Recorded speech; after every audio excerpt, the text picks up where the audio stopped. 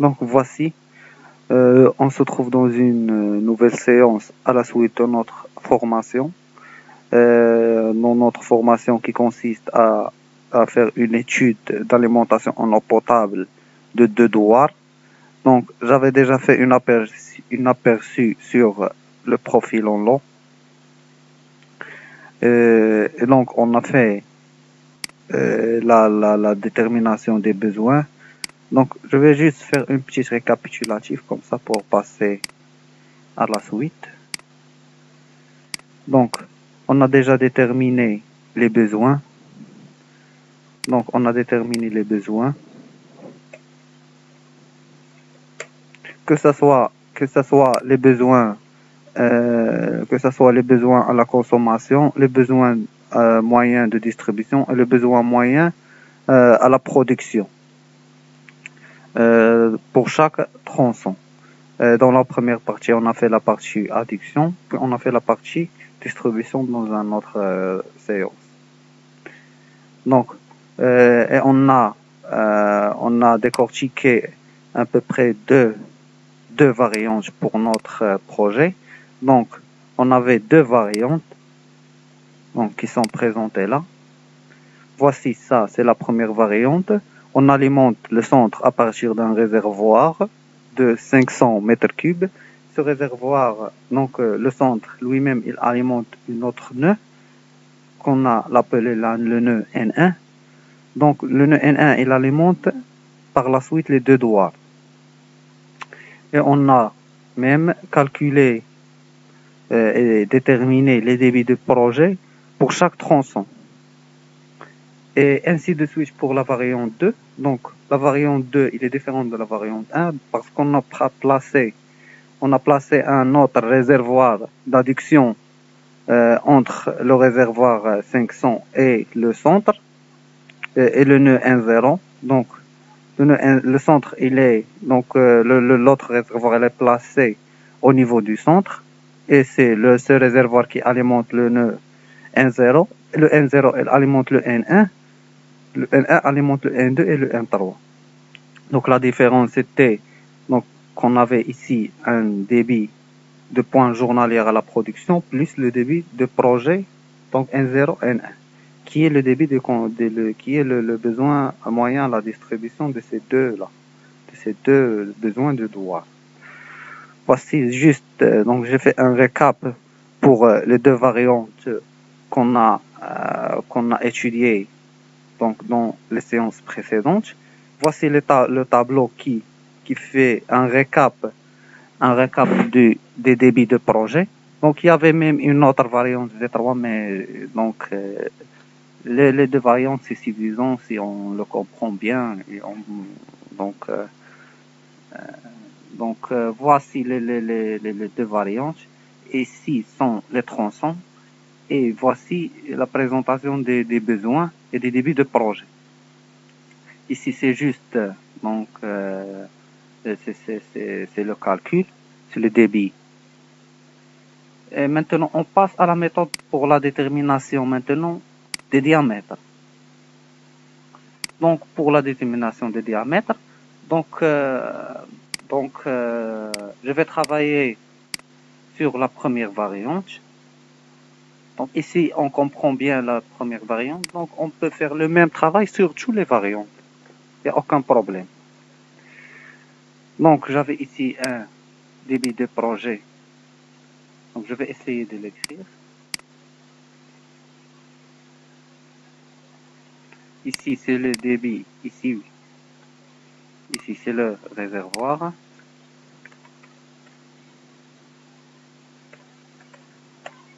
Ici c'est le centre.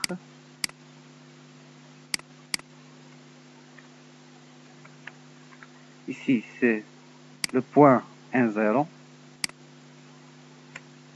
C'est le point N1.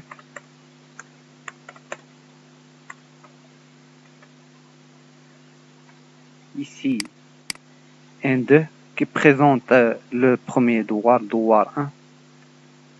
Et ici N3 c'est le devoir 2. Donc j'ai dit qu'on a notre étude consiste à l'alimentation de deux devoirs. Ici, c'est le poids N0. Ici, c'est R, ou bien c'est le réservoir de 500. Après, on va voir comment déterminer même ce volume-là de 500 mètres cubes. Donc ici, c'est le débit de projet. Je vais le noter Q, projet, R, réservoir N0. Ici, c'est le débit de projet N0, N1.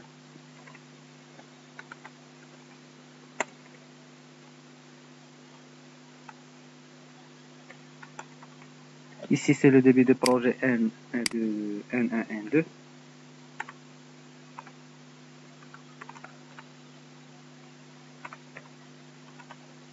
Et ici, c'est le débit de projet N3.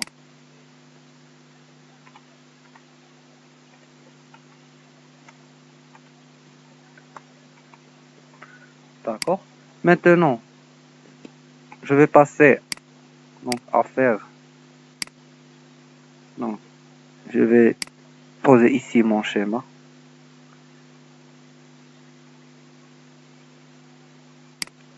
Maintenant, je vais passer à vous expliquer le tableau qui va nous aider à faire ce travail-là.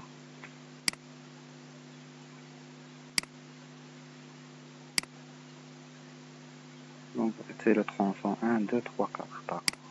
D'accord. 1, 2, 3, 4.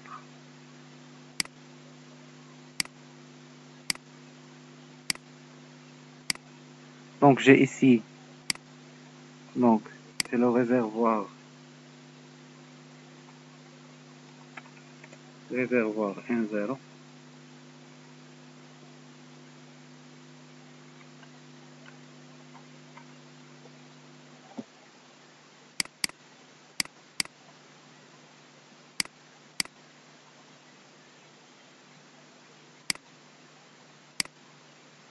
Ici, c'est N0, N1. Ici, c'est le N1, N2. Ici, c'est le N2. Ici, c'est le N1, N3.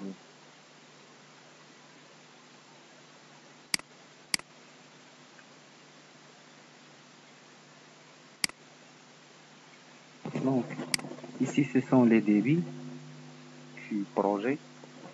Donc, de même, ici, c'est le Q projet. Ici, c'est le Q projet R N0. Donc, Q projet N réservoir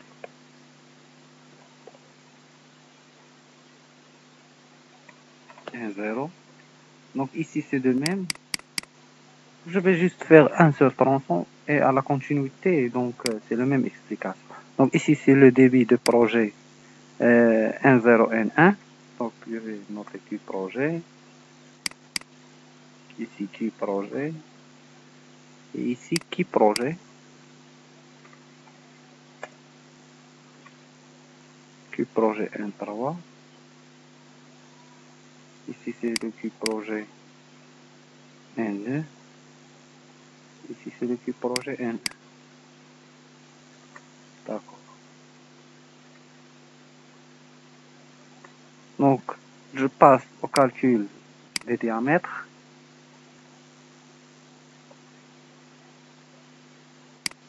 Donc pour le calcul du diamètre, donc je vais utiliser la fameuse relation du débit qui est Q égale à S, c'est la surface, fois le vitesse, est égal à pi t carré sur 4 fois le vitesse. Donc le diamètre, c'est le racine de Q 4 sur pi fois V. Et on prend donc V est égal à 1 pour commencer le calcul. Et après, on va faire la vérification du vitesse qui doit être inférieur à 2 mètres par seconde. Donc, on va commencer le travail avec un une valeur de vitesse de 1. Donc, c'est juste un calcul. Donc, ici, le diamètre intérieur, c'est juste le calcul que j'ai fait. Donc, voici l'Excel. Donc, square de... Donc, ceci va...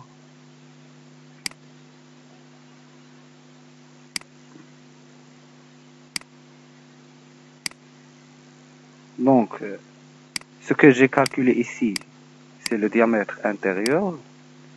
Et c'est pas le diamètre extérieur. Pourquoi? Parce que les types de tuyaux avec lesquels je vais travailler, ce sont des tuyaux en PVC. Et pour les tuyaux en PVC, donc, ce sont des diamètres intérieurs. Mais on peut toujours se convertir vers le diamètre extérieur. Mais on fait la vérification tout d'abord avec le diamètre intérieur. Et on va prendre donc une pression de 6 bars. Donc c'est pourquoi le 6 bars, c'est la pression dans le cas où j'ai pas de perte de charge, sans perte de charge. D'accord? Donc pour la première valeur, c'est 0,109 mètres.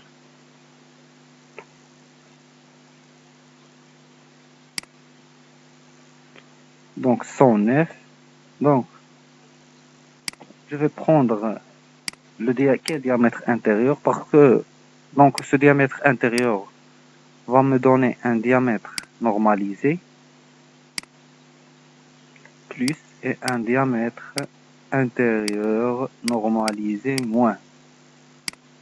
D'accord? Je vais faire le travail pour ces deux diamètres.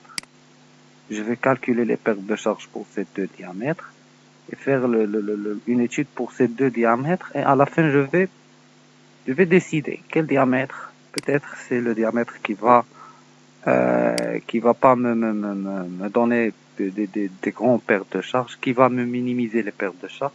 C'est celui que je vais le prendre. D'accord? Donc, pour 0,109, donc le diamètre normalisé moins, c'est quoi? 0,109, il est entre 103 et 117. Donc, diamètre normalisé moins, c'est 103. Diamètre normalisé plus, c'est 117. D'accord? Donc ça, c'est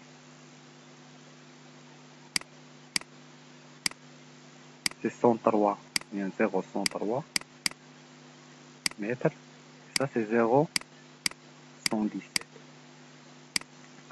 Après ça, donc, je vais retourner pour la vérification de vitesse.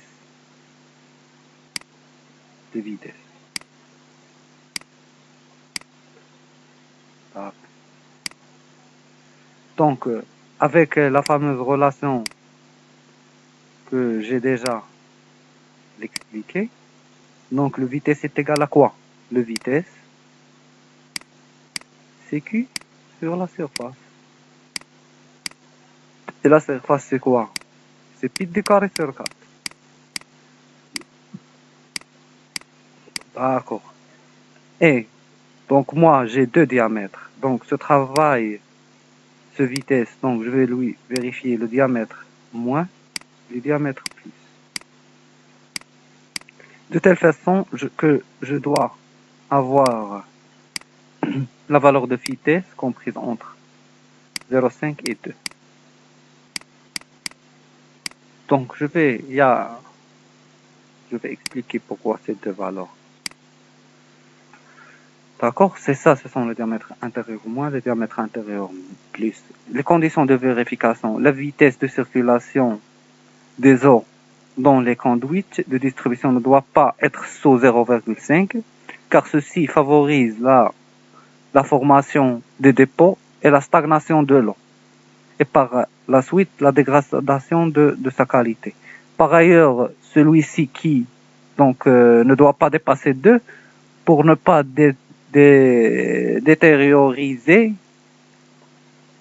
détériorer les composantes du réseau, mais surtout pour ne pas entraîner d'importantes pertes de charge. Donc pour 2 va me donner par conséquent des grandes pertes de charge. Maintenant, donc, c'est la vérification des vitesses pour le diamètre moins. Donc, je l'ai placé ici. Donc, ici, c'est le vitesse PQ sur la surface, comme j'ai déjà expliqué. Donc, la vitesse, il est vérifiée. Donc, ça, il est vérifié avec une équation d'Excel qui est if. Et je place ma condition. Et si la condition, il est bien, donc, je note vérifié. Sinon, je note qu'il n'est pas vérifié. C'est une équation, donc, dans l'Excel. Maintenant, je passe à l'équation de Colebrook-White pour le diamètre normalisé moins. Donc, je vais faire une petite explication sur cette équation. Donc, ça paraît un peu compliqué parce que ça demande donc un calcul itératif. Donc, on doit entrer avec une valeur donc, et faire un tour de rôle de calcul jusqu'à tomber sur la valeur qu'on veut. Donc, c'est ça, Colebrook-White, qui va me donner donc le lambda. Donc, comme vous voyez, le lambda, il est là, et le lambda, il est là. D'accord? Donc, je vais commencer par un lambda de 0,2. Donc, je commence par un ordre de lambda de 0,2, et je fais le calcul, jusqu'à tomber sur le lambda. Donc, ici, ce calcul, donc, c'est un calcul itératif. Donc, j'ai entré ici K sur 3,71 fois le diamètre. V, c'est le vitesse.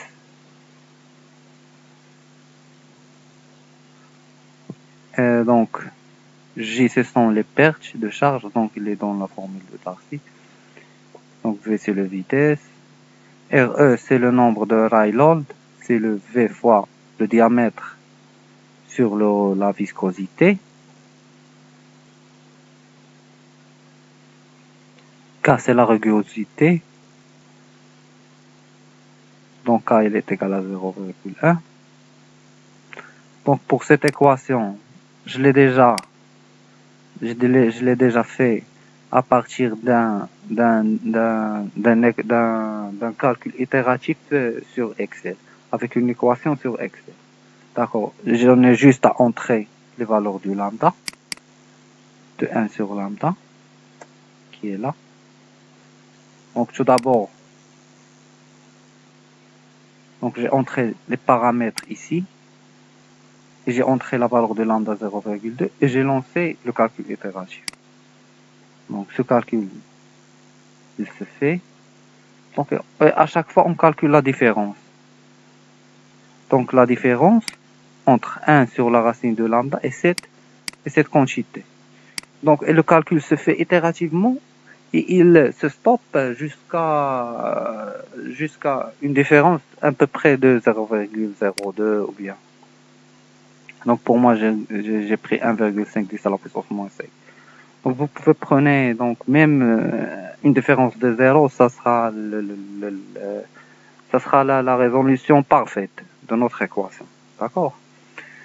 Donc, comme j'ai déjà expliqué, on commence par une lambda de 0,02.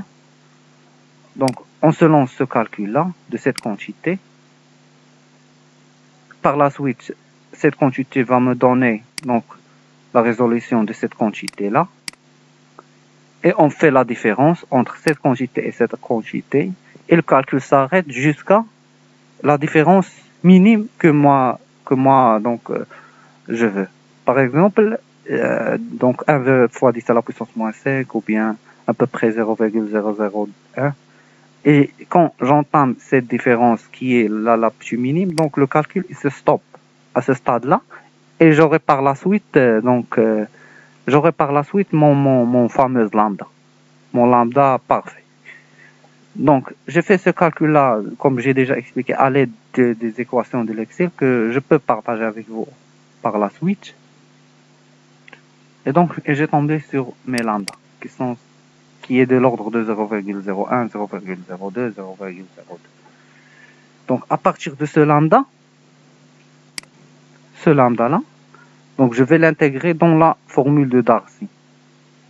avec lambda, donc il est dans Colebrook-White. V c'est le vitesse.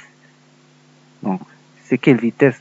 Si vous me posez cette question, c'est le vitesse, celle-là, que j'ai calculé avec le diamètre normalisé. C'est pas le vitesse 1. C'est le diamètre, c'est le vitesse du diamètre normalisé. D'accord? G, c'est l'accélération de pesanteur. Et le D, c'est le diamètre de la conduite. C'est le diamètre, par exemple, moi je dis que je travaille avec le diamètre normalisé. Moi, donc c'est le diamètre normalisé, moi. Je l'ai placé ici. Et puis je calcule les perches. D'accord? Donc c'est un simple calcul. La complexité qui se trouve, c'est juste au niveau de ce calcul-là.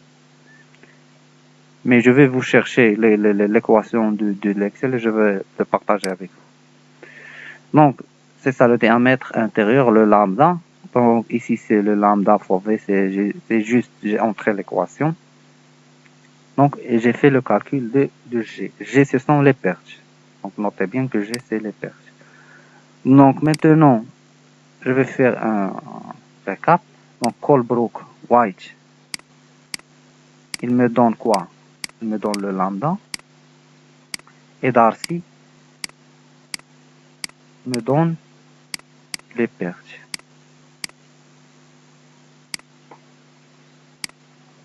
D'accord? Ce sont des perches linéaires.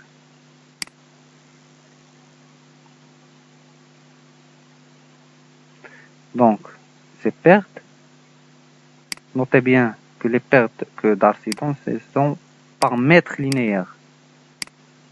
Donc, je dois le multiplier fois la longueur pour avoir mes pertes linéaires dans tout le tronçon.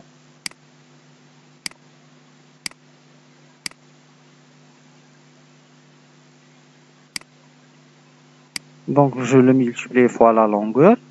Et c'est quelle longueur? C'est la longueur entre nous. Donc, comment je peux avoir ces longueurs? C'est à travers de mon profil. C'est ici, c'est voici les diamètres cumulés, les distances cumulées. Voici pour les distances cumulées, ça commence de 0 et donc je vais aller jusqu'au mon centre qui est le nœud 1, 0. Voici. Je vais prendre ce point-là. C'est 1097. Où est 1097?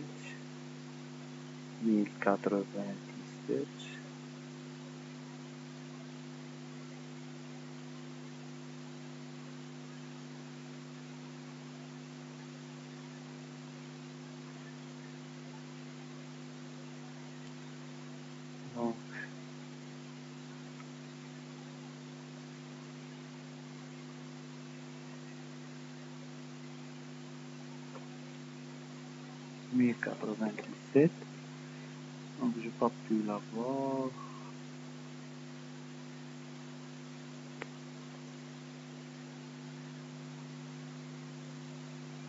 Ah ben, voici.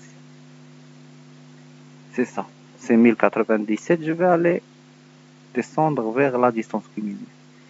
C'est 2789. Je viens ici. Donc c'est celle-là. Et pour la distance cumulée, c'est juste une différence. D'accord? Donc multiplier fois la longueur, il va me donner quoi?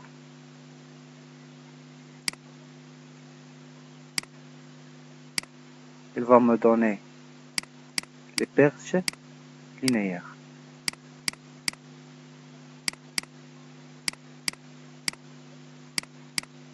Ces pertes linéaires multipliées fois 10% va me donner les perches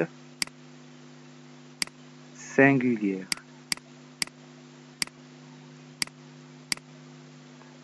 D'accord? Donc, et les perches